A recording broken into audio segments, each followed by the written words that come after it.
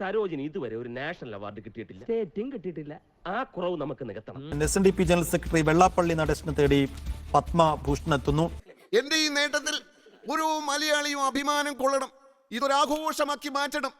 വെള്ളാപ്പള്ളിയുടെ കാര്യം തന്നെയാണ് ഏറ്റവും കൂടുതൽ ഈ ഘട്ടത്തിൽ ചർച്ചയാകുന്നത്. അല്ലെങ്കിലും പണക്കാരെയും ഫേമസ് ആയവരെയും ബഹുമാനിക്കാൻ ഈ മലയാളി കിഴങ്ങന്മാർക്ക് അറിയില്ലല്ലോ. ശരിയാ സാറേ. അദ്ദേഹം വാർത്തകളിൽ സമീപകാലത്ത് നിറഞ്ഞതത്രയും വിവാദ വിഷയങ്ങളിലൂടെ നാക്കിന് നരമ്പില്ലെന്ന് വെച്ച് വായിത്തൊന്ന് പറഞ്ഞ് തല്ലുണ്ട് ഞാൻ കണ്ട. പ്രത്യേകിച്ചും വിവാദ വിദ്വേഷ പരാമർശങ്ങൾ, വർഗീയ പരാമർശങ്ങൾ അത് തുടരുന്ന ഘട്ടം നമ്മൾ കണ്ടു. അതന്നത്തെ ചോര തിളപ്പിന് ഇപ്പൊ എന്ത് ചോര തണുത്തു പോയാ? തണുത്ത് മരവിച്ചു എന്ന് പറയുന്നതാവും ശരി. ആദ്യം പറഞ്ഞു അധികാരം നടക്കുന്ന ഈ കാലഘട്ടത്തിൽ ഇപ്പോൾ കിട്ടിയ അവാർഡിന് ഒരു ഇരട്ടി മധുരമുണ്ട്. നീ അങ്ങനെയല്ലല്ലോ നേരത്തെ പറഞ്ഞത്. Flash back. അല്ല, സാർ BJPയോട് ഇത്രയും അടുത്ത് വർത്തിക്കുമ്പോൾ പത്മഭൂഷൺ കിട്ടുമല്ലേ? എനിക്ക് വേണ്ട.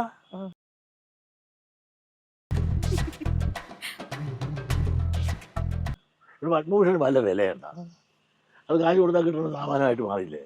SNDP ജനറൽ സെക്രട്ടറി വെള്ളാപ്പള്ളി നടേശനെ തേടി പത്മഭൂഷൺ എത്തുന്നു. അല്ലെങ്കിൽ പിള്ളേച്ചൻ നുണ പറയുന്നതായിരിക്കും. അതൊക്കെ അന്തം ഉണ്ടായിരുന്നു, കാലം ഉണ്ടായിരുന്നു. പത്മഭൂഷൺ ഏത് പട്ടിക്ക് വേണം? SNDP ജനറൽ സെക്രട്ടറി വെള്ളാപ്പള്ളി നടേശനെ തേടി പത്മഭൂഷൺ എത്തുന്നു. എന്താ ഉറക്കം വരുന്നു? തരാന്ന് ഞാൻ മേടിക്കല്ല. ഇതേതാണ്ട് എലിക്കണിയിൽ സുനവെട്ടതുപോലെ സുനോട്ട് എടുക്കാനും പറ്റില്ല, കെണി ചുമന്നുകൊണ്ട് നടക്കുകയും ചെയ്യണം. ചുമക്കാതെ പറ്റില്ല. ഞാൻ വല്ല അവാർഡ് മേടിച്ചാൽ നിങ്ങൾ കേൾക്കും. സരോജിനി എങ്ങനെ ഈ അവാർഡിൽ താല്പര്യമില്ല? ഇല്ലെന്നോ? കൊള്ളാം. കഴിഞ്ഞ വർഷത്തെ സ്റ്റേറ്റ് അവാർഡിന് വേണ്ടി 10-25 ലക്ഷം കളഞ്ഞതാ.